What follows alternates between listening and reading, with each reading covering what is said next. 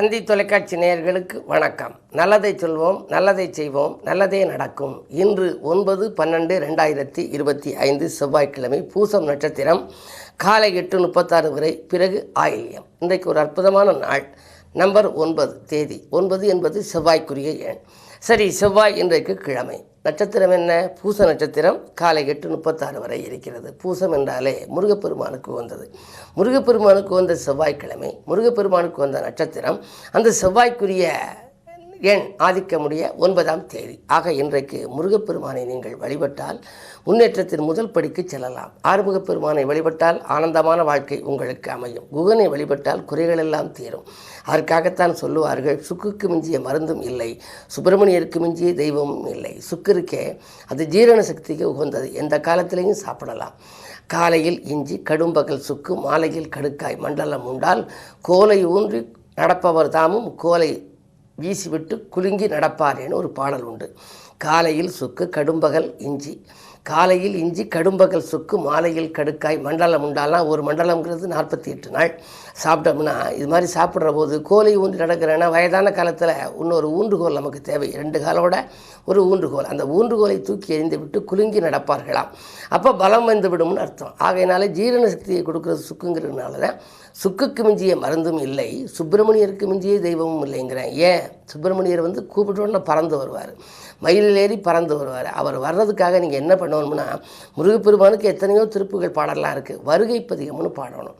குமரகுருபர் பாடலாம் இருக்குது. பொதுவாக பொய்கையில் பிறந்தார் பூவையர் வளத்திட்ட புனிதனே வருக வருக, பொன்னிலங்கு இருமாதர் புடைச்சூழ மயில் மீது புறப்பட்டு வருக வருக, வைகையில் விளையாடும் மதுரை மீனாட்சியின் மைந்தனே வருக வருக, வாழ்க்கை வருங்காலம் நலமடைய வைக்கின்ற தெய்வமே நீ வருக வருகன்னு ஒரு பாடல் உண்டு. இப்படி வருகை பதிகத்தை படிக்கணும் செவ்வாய்க்கிழமையில்.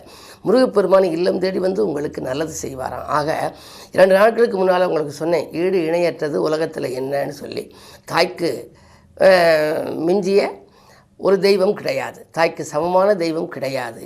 அதே மாதிரி கங்கைக்கு நிகரான தீர்த்தம் இல்லை. அதே போல் ஏகாதசி சிவராத்திரிக்கு நிகரான விரதம் இல்லை. காயத்ரி மந்திரம் இருக்கு இல்லையா, அதற்கு நிகரான மந்திரமும் இல்லைன்னு சொன்னேன். அதுக்கு அடுத்தது சுக்குக்கு மிஞ்சிய மருந்தும் இல்லை, சுப்பிரமணியருக்கு மிஞ்சிய தெய்வமும் இல்லைங்கிறது அதனுடைய தொடர்பு. ஆகையினாலே அப்படிப்பட்ட முருகப்பெருமானை இன்று நீங்கள் இல்லத்திலிருந்தும் வணங்கலாம், உள்ளத்தில் நினைத்தும் வணங்கலாம், பூசலார் நாயனார் போல, அல்லது நீங்கள் ஆலயம் சென்றும் வணங்கலாம். அப்படி வணங்குவதன் மூலம், வழிபாட்டின் மூலம் வளர்ச்சியை கூட்டிக்கொள்ள வேண்டிய நாள் இந்த நாள் என்பதை தெரிவித்து இனி இந்திய ராசி பலன்களை இப்பொழுது உங்களுக்கு வழங்கப் போகின்றேன்.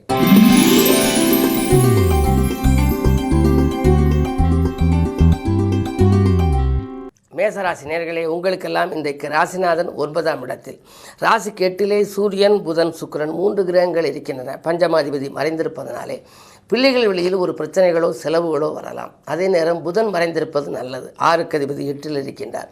கெட்டவன் கெட்டிடும் ராஜயோகம் என்று ஒரு பழமொழி. அந்த அடிப்படையில் பார்க்கின்ற பொழுது திட்டமிடாமல் நீங்கள் செய்யும் சில காரியங்கள் உங்களுக்கு வெற்றி கிடைக்கும். உங்கள் திறமைக்கு உத்தியோகத்திலே கூட அங்கீகாரம் கிடைக்கப் போகின்றது. வாங்கல் கொடுக்கல்கள் சீராகவும் சிறப்பாகவும் இருக்கும். செவ்வாய் என்பதனாலே இன்று கிழமை செவ்வாய் 9இலே இருக்கின்றார். எனவே சொத்துக்களால் ஆதாயம் உண்டு. என்றைக்கோ குறைந்த விலைக்கு வாங்கி போட்ட இடம் இப்பொழுது அதிக விலைக்கு விற்கலாம். ஆனால் விற்றாலும் இன்றைக்கு விரயங்கள் கொஞ்சம் கூடுதலாக இருக்கும்.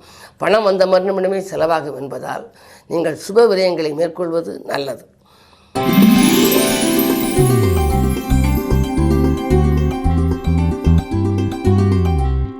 ரிஷபராசினியர்களே, உங்களுக்கு வருமானம் உயர்கின்ற நாள். வளர்ச்சிக்கு நண்பர்களின் ஒத்துழைப்பு கிடைக்கும். அதிகார பதவியில் உள்ளவர்களின் ஆதரவோடு ஒரு நல்ல காரியம் இல்லத்திலே நடைபெறப் போகிறது. ராசிநாதன் சுக்கிரன் 6ஆம் இடத்திற்கு அதிபதி 7இலே இருக்கின்றார். உத்தியோகம் சம்பந்தமாக நீங்கள் எடுத்த புது முயற்சிகளிலே வெற்றி கிடைக்கும். அரசு வழியில் நீங்கள் ஏதேனும் ஆதாயம் எதிர்பார்த்து காத்திருந்தால் அது கூட நடைபெறலாம். அது மட்டுமல்ல, உங்கள் ராசிக்கு 3ஆம் இடத்திலே குரு 11ஆம் இடத்திற்கு அதிபதி 3இல் இருப்பதனாலே குடும்பத்திலே ஒருவருக்கு மேற்பட்டவர்கள் சம்பாதிக்க வேண்டிய சூழல். எனவே சகோதரனுக்கோ அல்லது வாழ்க்கை துணைக்கோ வேலை கிடைக்கும். அதன் மூலம் வரக்கூடிய வருமானம் உதிரி வருமானமாக உங்களுக்கு வரலாம். இந்த நாள் இனிய நாளாக அமைய கிழமை செவ்வாய் என்பதனாலே ஆறுமுகப்பெருமானை வணங்குவது நல்லது.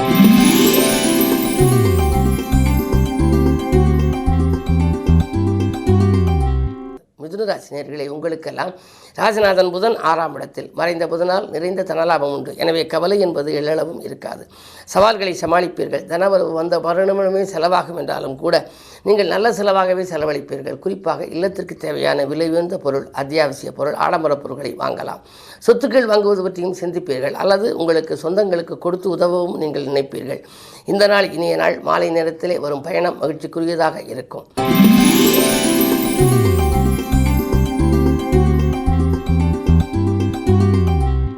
கடகராசி நேயர்களே, உங்களுக்கெல்லாம் ராசியிலேயே சந்திரன் இருக்கின்றார்.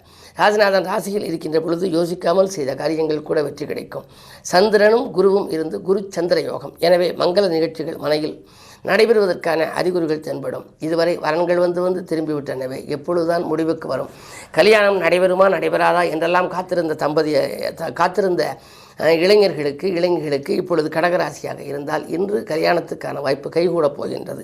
அது மட்டுமல்ல, அஷ்டமத்தில் சனி வலுப்பெற்று இருப்பதனாலே ஒரு சில உடல்நிலை தொல்லைகள் வந்தாலும் கூட ஆகாரத்தில் கட்டுப்பாடு செலுத்துவதன் மூலம் ஆரோக்கியத்தை நீங்கள் சீராக்கிக் கொள்ளலாம்.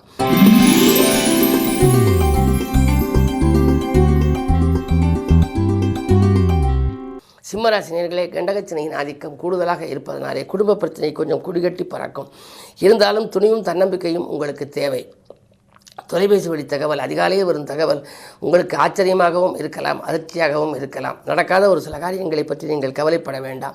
பொதுவாக வாங்கல் கொடுக்கல்களில் ஏமாற்றங்களை சந்திக்காமல் இருப்பது உங்கள் புத்திசாலித்தனம். உங்களுடைய ராசிநாதனாக இருக்கும் சூரியன் 4ஆம் இடத்தில் புதனோடு இணைந்திருக்கிறார், லாபாதிபதியோடு. எனவே வருமானத்திற்கு பற்றாக்குறை ஏற்படாது. ஆனால் வந்த வருமானம் கையில் தங்குமா என்பதுதான் அரிது. குடும்பச் சுமை கொஞ்சம் கூடுதலாக இருக்கும். அருகில் இருப்பவர்களை திருப்திப்படுத்த கொஞ்சம் செலவிடும் சூழல் உண்டு.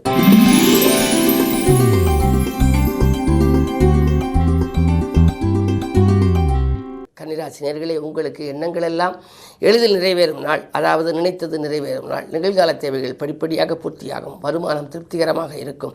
லாபஸ்தானத்திலே குரு இருக்கின்றார். சப்தமாதிபதி உச்சம் பெற்றிருக்கின்ற பொழுது மனைவி வழியிலும் அவர்களுக்கு அதாவது வாழ்க்கை துணை வழியே, கணவனாக ஆணாக இருந்தால் பெண், பெண்ணாக இருந்தால் ஆண், வாழ்க்கை துணை வழியே இருந்த பிரச்சனைகளும் அகலும். அவர்கள் வருமானம் வரும் விதத்திலே அவர்களுக்கு வேலை வாய்ப்புகளும் கிடைக்கலாம். அயல் நாட்டிலிருந்து நல்ல நிறுவனங்களிலிருந்து கூட உங்களுக்கு அழைப்புகள் வரலாம். இடமாற்றங்கள், வீடு மாற்றங்கள் பற்றி சிந்திக்கின்ற இனிய நாள். இன்றைய நாள் உங்களுக்கு யோகமான நாள்.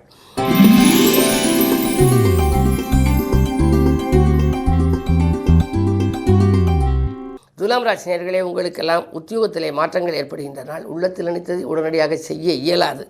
கேதுவின் பார்வை இருப்பதனாலே சில கற்கள் உங்களுக்கு வரலாம். தடைக்கற்களை படிக்கற்களாக மாற்றுவது வழிபாடு. அந்த அடிப்படையில் பார்க்கின்ற பொழுது 2இலே உங்களுக்கு 3 கிரகங்கள் இருக்கின்றன. அரசு வழியில் உங்களுக்கு ஆதரவு கிடைக்க வேண்டும். மாமன் மைத்துன வழியில் இருந்த மனக்கசப்புகள் மாற வேண்டும்.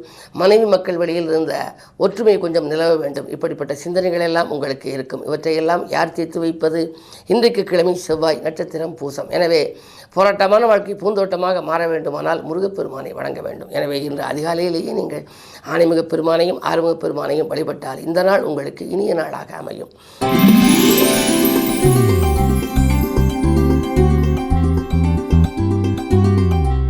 விருச்சிக ராசி நேயர்களே, உங்களுக்கெல்லாம் இன்று வெளிவட்டார பழக்க வழக்கம் விரிவடைகின்ற நாள். விரயத்திற்கேற்ற வருமானம் வந்து கொண்டே இருக்கும். மாமன் மைத்தின வழியில் இருந்த மனக்கசப்புகள் மாறும். சேமிப்புகள் உயரும்.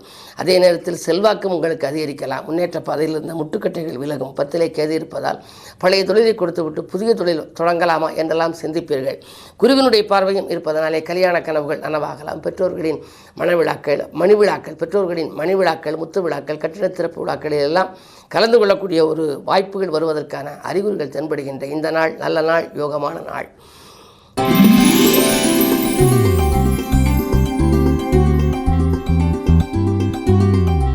தனுசு ராசி நேயர்களே, உங்களுக்கு சந்திராஷ்டம். எது செய்தாலும் கொஞ்சம் யோசித்து செய்ய வேண்டும். அலைச்சலுக்கேற்ற ஆதாயம் கிடைக்காது.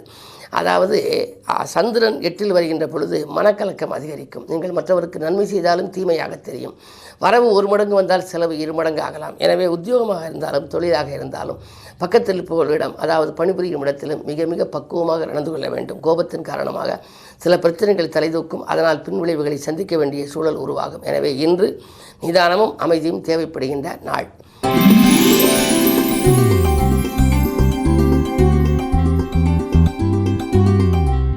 மகர ராசி நேயர்களே, உங்களுக்கெல்லாம் அஷ்டமத்திலே கேது இருப்பதனாலே பயணங்கள் பலன் தரும்.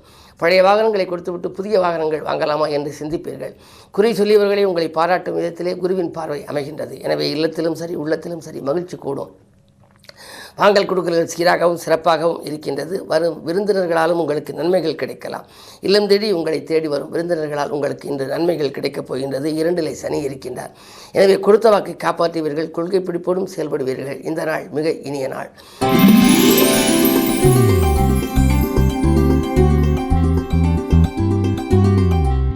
கும்பராசி நேயர்களே, உங்களுக்கெல்லாம் இன்றைக்கு பணவரவு திருப்திகரமாக இருக்கின்ற நாள். பழைய வாகனங்களை கொடுத்துவிட்டு புதிய வாகனங்கள் வாங்கலாமா என்று சிந்திப்பீர்கள். நீண்ட நாட்களாக எடுத்த முயற்சிகள் கைகூடவில்லையே என்ற கவலை இன்று அகலும். உங்கள் திறமைக்குரிய அங்கீகாரம் இன்று கிடைக்கும். நீங்கள் தேர்ந்தெடுத்த களம் எதுவாக இருந்தாலும் அது வெற்றி கிடைக்கலாம். ஜென்மத்தில் ராகு இருப்பதால் பொருளாதார நிலை திருப்தியாகவே இருக்கின்றது. நண்பர்கள் உங்களுக்கு நல்ல தகவலை கொடுக்கின்ற இந்த நாள் நல்ல நாள், வெற்றிகரமான நாள்.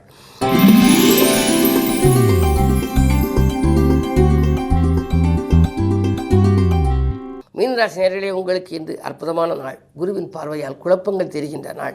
இல்லத்திலும் உள்ளத்திலும் அமைதி கிடைக்கின்ற நாள். எடுத்த காரியங்கள் எல்லாம் எளிதில் முடியும். தொழில் ரீதியாக நீங்கள் எந்த புது முயற்சி எடுத்தாலும் அதில் லாபம் கிடைக்கலாம். பக்கத்தில் இருப்பவர்கள் உங்களுக்கு பக்கபலமாக இருப்பார்கள்.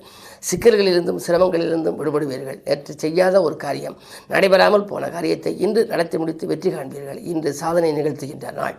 மேலும் விவரங்கள் அறிய தினத்தந்தி படியுங்கள்.